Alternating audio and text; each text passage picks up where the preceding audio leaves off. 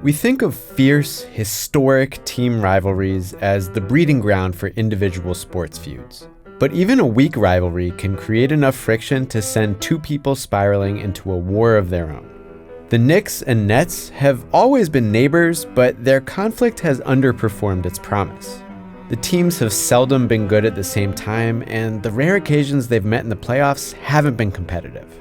But from this underwhelming matchup, a strange and persistent beef emerged. This foul in an otherwise boring 2004 playoff game sparked beef, not between these two, but these two. It was a ridiculous beef that produced fallout in the media and in a nightclub. It's a beef that in recent years has wound its way through podcast appearances and children's birthday parties and 50-cent boxing promotions. We need to talk about Kenyon Martin and Tim Thomas. Before we arrive here, let's get some background. Tim Thomas from Paterson, New Jersey, was one of the top high school basketball recruits in 1996. He was a first-team All-American alongside the likes of Kobe Bryant, Lamar Odom, and Jermaine O'Neal. Thomas played one strong season at Villanova, then bucked Wildcat convention by declaring for the NBA draft after his freshman year. And he was an enticing prospect, 6'10" and long-limbed, capable of scoring from anywhere and defending multiple positions. Thomas was actually taken by his hometown Nets with the 7th pick, but got traded to Philadelphia on draft night.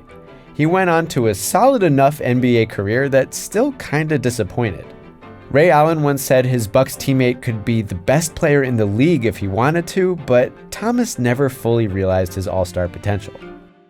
Kenyon Martin was part of that same 96 recruiting class, but didn't get nearly as much recognition as Thomas and ended up at Cincinnati. Unlike Thomas at Nova, Martin stuck around at Cincinnati. The Bearcats were a high-ranked team throughout Martin's 4-year career and might have contended for the 2000 NCAA championship if Martin hadn't broken his leg late in his senior season. Martin improved a lot in college, building his reputation as a fiery inside presence who protected the rim on defense and attacked it on offense. He'd improved so much, in fact, that despite the injury and despite his relative seniority, the Nets took Martin with the first pick in the 2000 NBA draft. Martin came out strong in New Jersey and truly blossomed when the Nets brought in point guard Jason Kidd. Kidd was the superstar leader. Martin was the emotional inside presence, finisher, rebounder, and enforcer, prone to hard fouls and more than willing to throw hands. Kidd, Martin, and the Nets reached the NBA Finals in 2002 and 2003, and in doing so, crossed paths with Thomas. New Jersey's 0-3 run included a first-round win over the Milwaukee Bucks, who didn't go down without a fight. Thomas was assigned to guard Martin for much of the series. He hyped the matchup by claiming he was the more talented player, which got a laugh and a whatever from Martin. Both guys played well in the series, and both had to be separated when Martin shoved Bucks guard Sam Cassell in Game 5. So these two had a bit of history, even a taste of beef, before things blew up for real in 2004. Thomas got traded that year to the Knicks, a team that won just 39 games, but still grabbed the 7th playoff seed in an extremely shallow Eastern Conference. In the first round, New York faced the 2nd-seeded Nets, who swept them with ease.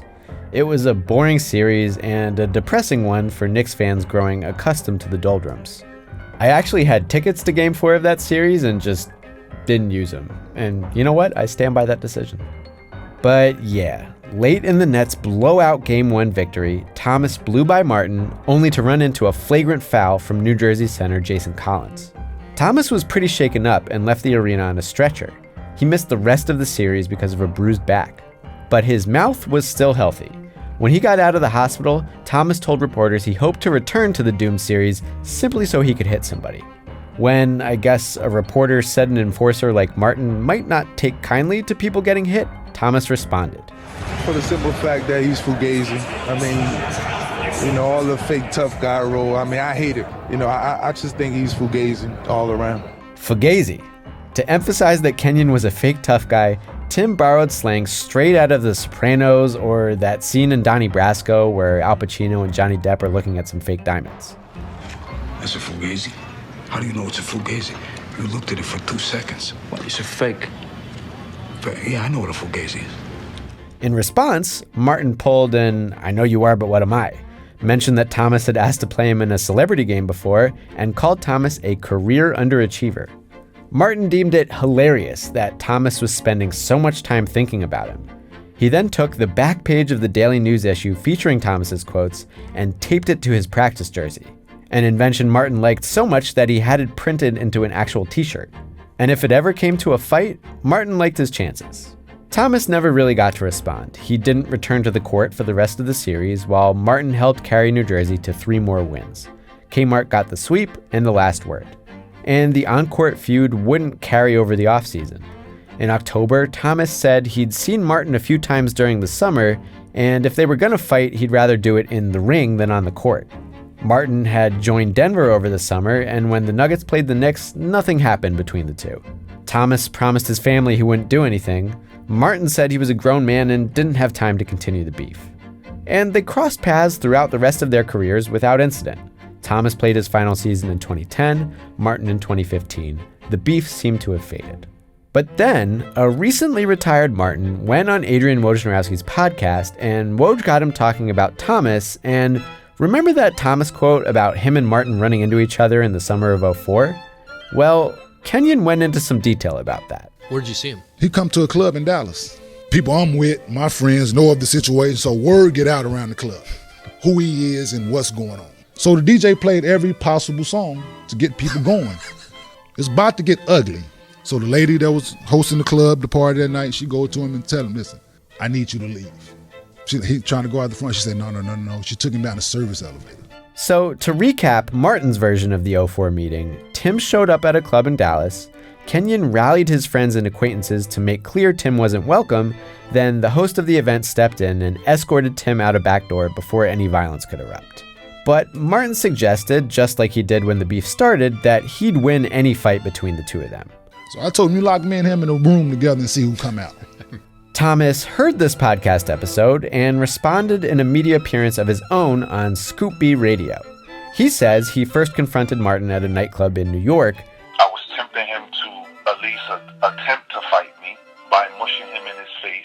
He just backed up against the wall. He wanted no parts of me. Then they met in Dallas, where Thomas vaguely suggested that his friends were ready for something scary if it came to that. But the problem is, and I'm not here to promote any violence, the problem is when you fly private, you can take anything you want. Mm-hmm. So, street terms, you know exactly what that means. And Thomas disputed Martin's telling of his exit. We left the club because, once again, I'm out there doing a charity event. But then they ran into each other again at the same club, and Thomas says he slapped Martin in the face with a stack of cash. He even remembers how much cash. So I took $1,500 and smacked him in the face with it. And he literally did nothing. Thomas goes on to express disappointment that Martin started talking, since the two of them live in the same neighborhood in Los Angeles and see each other plenty. We actually live in the same neighborhood in California. Okay. We have mutual friends. For me, he has kids and we both grown. There's no need to go in that direction. Martin's son photographed them together at the grocery store, and the two of them even talked out a truce of sorts at the home of a mutual friend. A friend of mine, my young guy, Al Harrington, his little daughter had a birthday party, and me and Kenyon actually squashed everything in Al Harrington's kitchen. Al Harrington's daughter's birthday party is truly the ideal place for this beef to end. But if you listen to those media appearances, I think you'll agree that this beef did not end. A lot of insults went back and forth, and Thomas reiterated his decade-old challenge to a boxing match. Hey, let's get in the ring so the world can see me beat up on you. None other than 50 Cent caught wind of that challenge and began to promote it as an undercard to a Chris Brown Soulja Boy fight. From the NBA, we got Tim Thomas and Kenyon Martin. They got an old beef they want to settle.